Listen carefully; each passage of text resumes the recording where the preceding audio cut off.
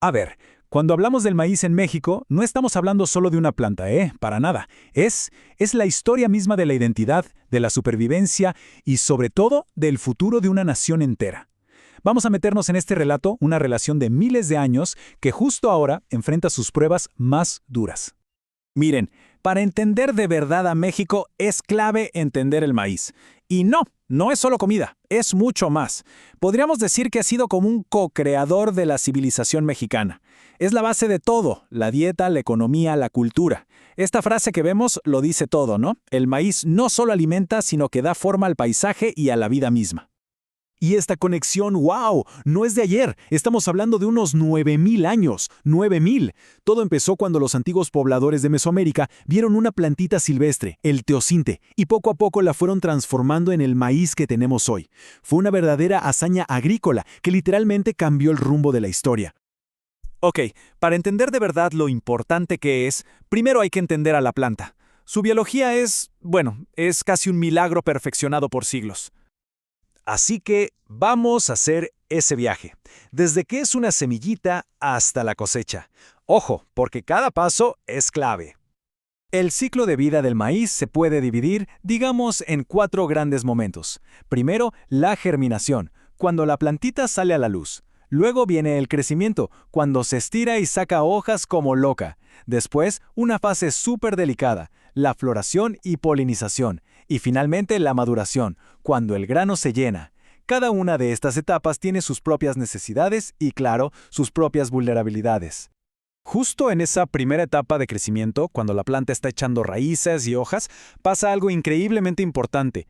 Es en ese momento, muy temprano, que la planta decide de qué tamaño podrían llegar a ser sus mazorcas. Es como si estuviera haciendo un plan. Por eso, una buena nutrición aquí es fundamental para la cosecha final. Y bueno, después de crecer y crecer, la planta cambia de objetivo. Ahora toca reproducirse. La parte de arriba, la espiga, suelta el polen y los pelitos de la mazorca lo atrapan para fertilizar cada uno de los granos. Es como una danza, ¿saben? Todo tiene que estar perfectamente sincronizado. Entonces, la gran pregunta es, ¿cuándo está lista la cosecha?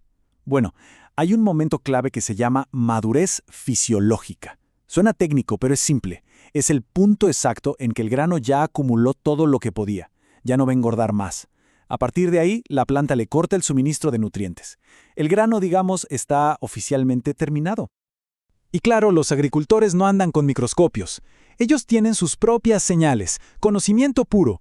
Buscan 2 cosas. Primero, la línea de leche, que va desapareciendo a medida que el grano se endurece.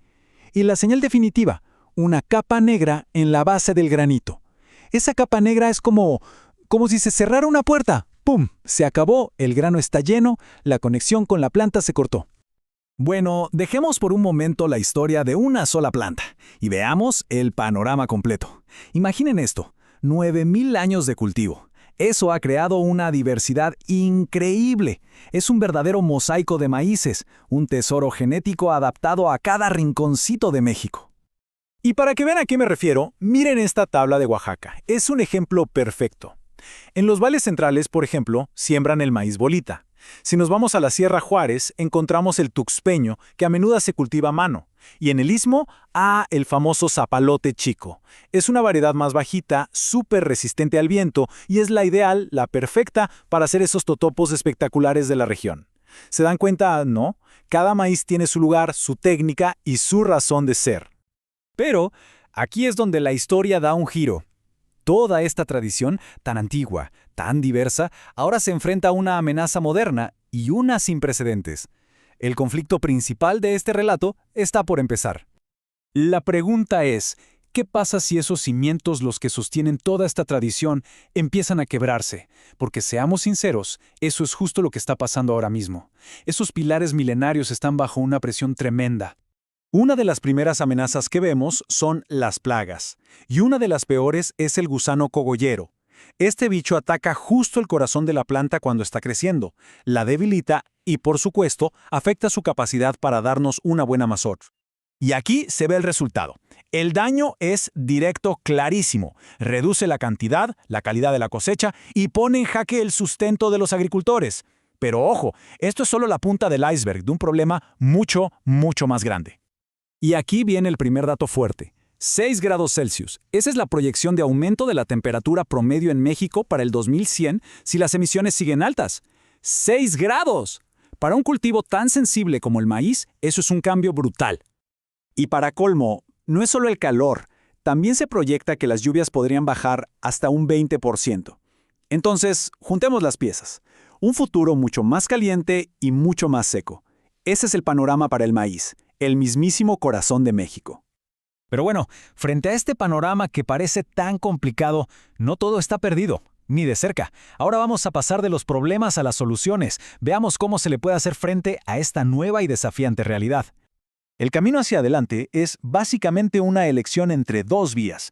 Por un lado tenemos las amenazas, el clima loco y las plagas, y por el otro, las soluciones. Por un lado, el tesoro que es el germoplasma nativo, y por el otro, una agricultura que se adapte, que sea inteligente, que mezcle lo mejor del conocimiento de siempre con la ciencia de ahora. Y estas soluciones se ven así en la práctica. Primero, usar las semillas de caza, esas variedades criollas que ya saben aguantar la sequía.